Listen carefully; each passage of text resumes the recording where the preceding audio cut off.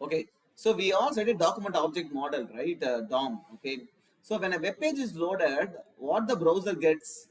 Okay, so this is a client and this is a server over the internet. You send the HTTP request and then you get a response. In the response, you have the HTML file, correct? This HTML file goes to the client machine and it goes to the browser. So the browser, right, the Chrome browser, it parses the HTML file and the browser creates the document object model of the page. Okay, our HTML file will be, it will have the HTML tag, and inside that you will have the head, and then head will be closed, and then you have the body, correct? In the body you will have lot of data. Some data will be there, and then you have body, and this is how the HTML file is closed, correct? This is how your HTML document is, correct? And the browser creates a DOM like the similar thing. You have the HTML, that's the root element. In the HTML element, you have head and body. Under the head, you have title, okay, and you have metadata, all these things. For the title, text is my title.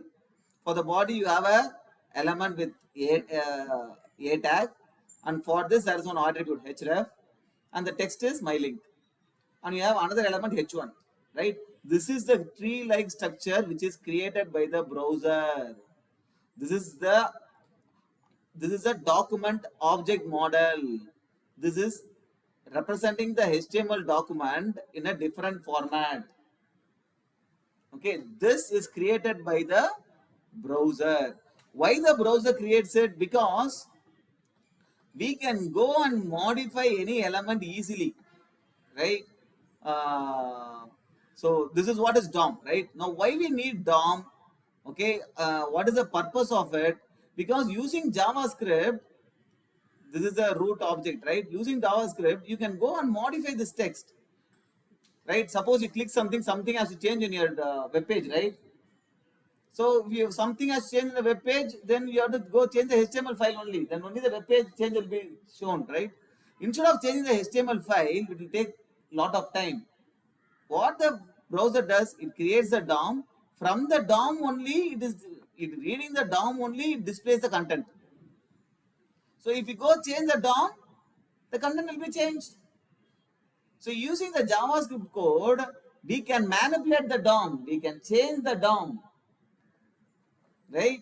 That is a big advantage of this document object model. Okay, so what are the methods available in DOM? As we saw, right, get element by ID, right? After constructing this DOM, right, you are using a JavaScript code. Okay, you are using this document, you are getting this element, and you are changing the inner HTML. So you are changing the HTML element. This will basically change the DOM, not the HTML file. The HTML file will be same, right? So this is the main purpose of DOM, right? This is how the DOM is used, right? Using JavaScript code, you can change the HTML contents. Okay, these are the JavaScript methods. Okay, now we will see what is AJAX, right?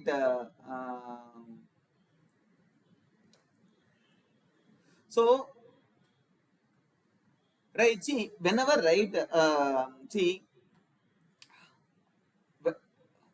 all this data you're seeing right in the front end, all the data is there in the server, correct? Okay, so you have to get the data from the server.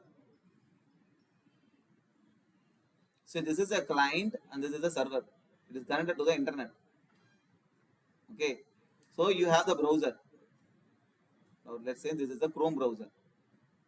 Okay, you click something, it gives a request, get the page got loaded. Okay, and you click something here. Again, it has to send a request, get the page has to be loaded. You use it normally, right? You have to send a request, get the page, right? Some data has to be given. Okay, so reading the data from the web server after the page is loaded. Once the page is loaded, right, after that also you can get the data from the web server. Okay, and you can update the page without reloading the page. Before refreshing the page, you can update the page. From the front end, you have to send some data to the back end. All this data can be done in the background using AJAX, asynchronous JavaScript and XML. So AJAX stands for asynchronous JavaScript and XML. It's not a programming language. Okay. Okay. So browser has a this built-in this object. HTTP request object is there.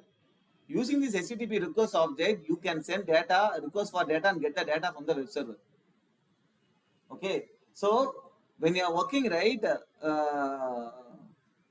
it uses this object, and then it also uses the JavaScript and HTML DOM to display the data. Okay. How AJAX works? Some event has occurred. Okay.